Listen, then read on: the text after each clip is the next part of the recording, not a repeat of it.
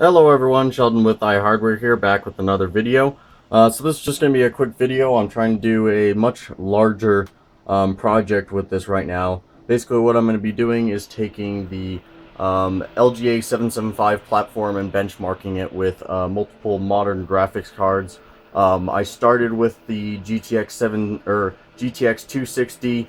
I was planning on doing that card. I scrapped that, and I also was planning on doing the Pentium dual core E5400 that was clocked at 4 gigahertz. That didn't do fairly too well in the GTA benchmarks, so I'm going to just stick to the quad cores and the GTX 650 Ti, GTX 760 OEM 3GB model, and the R9 390. So it'll be kind of fun to see how it performs. I haven't seen really any benchmarks with the R9 390 paired with like a Q6600, for example. So we'll be able to see how that performs. So far, I've already ran the test on this. Currently, right now, I have the 650 Ti at stock speeds, and the Q6600 overclocked to 3 gigahertz right now. So a very stable 24/7 overclock if you wanted to have it like that. So I'm going to run the benchmark really quickly for you guys, show you the settings, just to get you guys a good idea on what we're looking at right now in terms of performance. So let's go to graphics settings. So currently on DirectX 11, that was a problem I had with the GTX 260, and I didn't want to use it because it had DirectX 10. We're only using 1066 megabytes. 1920 by 1080, aspect ratio is auto, 60 hertz. FXAA and MSAA is off. VSync off, of course. Population density and stuff, I could probably turn those up a bit. Texture quality, I could bump that up a bit too. Basically everything's on the lowest settings right now. I might put that, let's put that to NVIDIA PCSS, PostFX, leave that normal. But basically everything's on the lowest settings right now. Probably could bump up a bit of these settings. But for the benchmarks, I'm going to leave everything on the lowest settings and then also possibly try the highest settings. But that's basically what I'm going to aim for with all these benchmarks. I want them all to be very similar, so I don't want to be messing around with settings and all that stuff too much. So let's just actually revert that back to what I had it before, because on the R9 390 I won't be able to use that. So we'll leave that at softest. So basically everything, is, like I said, is at the lowest settings right now. So let's run the benchmark, shall we? So it will take a few seconds to do it. I'm only running it off this old 320 gigabyte WD Blue drive. Should get an SSD for this bench, but I'm not too worried about it. I'm fine with the loading times and stuff like that. So let's see what happens. Not going to talk for a second. I'm just reading something.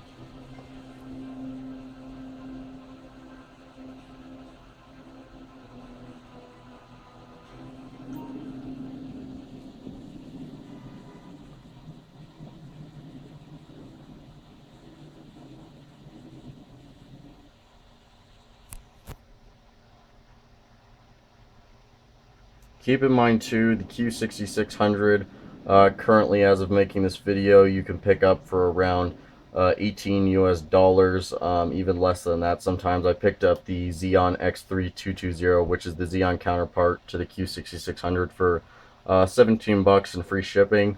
650 Ti, you can pick it up used for, oh gosh, probably around $80, or if you get lucky, probably maybe even $60. I paid $100 for mine, but mine's almost I got mine 2 years ago, so definitely it's come down in price too on the used market. So definitely a cheap platform. If you got lucky, you could easily get the graphics card and CPU for just between around $100. As for the motherboard, that's really where maybe most of your costs might come from in terms of the single product. If you're just to get a basic board that didn't have overclocking, even running the Q6600 at stock, for example, you'd still be getting pretty similar FPS. Sorry if the frames per second going or you can't, or they're getting blurred out every once in a while, but yeah, it's running really well actually. And I ran this setup for a while as my main when GTA 5 first came out, but that was at stock on the Q6600. Same chip, same RAM actually, and same graphics card. So it's nice to have this setup back.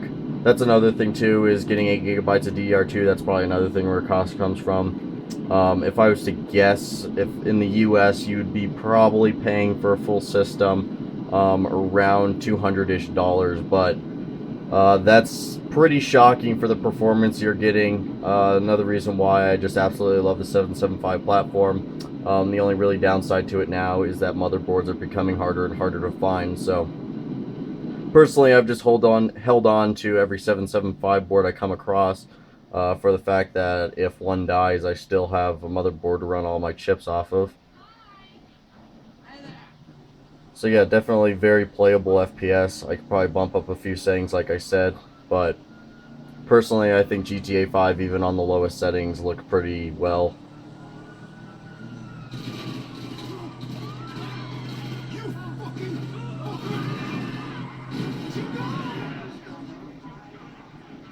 Yeah, I think that was the only time it really dropped below 30 FPS.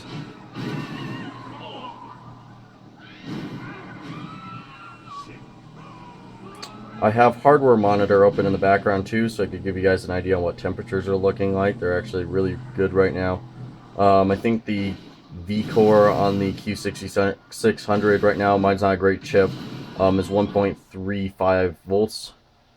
So that was the stable voltage that. When I try going up anything higher, it wants like 1.4 volts for 3.3 gigahertz or something like that. So it's going to try booting up the game really quickly right now, so I'll quit out of it so I can show you guys the temperatures and stuff like that. Also, Windows 7 is in like performance mode, so I have it it's not a stripped version of 7 by any means, but I have it in performance mode. I have all background processes not running and stuff like that, so just keep that in mind also.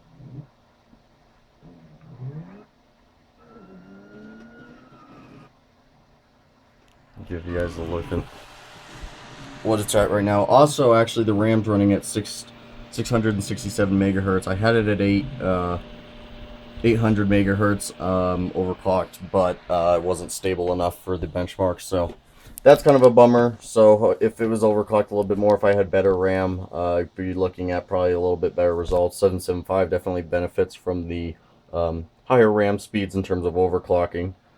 Alright, so let's quit out of this. I'll also show you guys the benchmark text file if you guys want to look at that. Okay, so as you can see here, Q6600 running at just over 300 megahertz, or 3000 megahertz, excuse me. And then 54 degrees Celsius on the 650 Ti. That is, again, is at stock speeds. Max it got up to was 928 megahertz, and then the RAM is 2700. Q6600 max core temp was 54 degrees Celsius on the first or second core, however you want to look at that. So there's the motherboard temperatures too. These highest ones, that's not right, because when I open up hardware monitor, they pop up like that.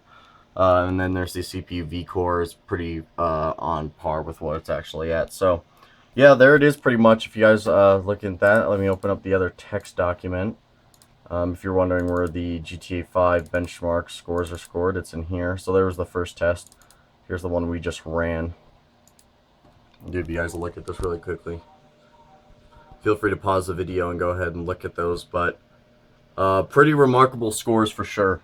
If you guys want me to, I will definitely be making a more in-depth video with all these benchmarks. I will be benching the Q9400 clocked at 3.5 gigahertz, so that should be fun with all the same cards. So if there's any other games too you guys want to test, like CSGO, I'm going to be running the Valley and Heaven benchmarks too, along with some other benchmarks like Passmark and stuff like that. So it should be a fun video. I don't want to make this video any longer than it needs to be. We're almost at 10 minutes anyways. So thank you guys very much for watching, and I hope to catch you guys in the next one.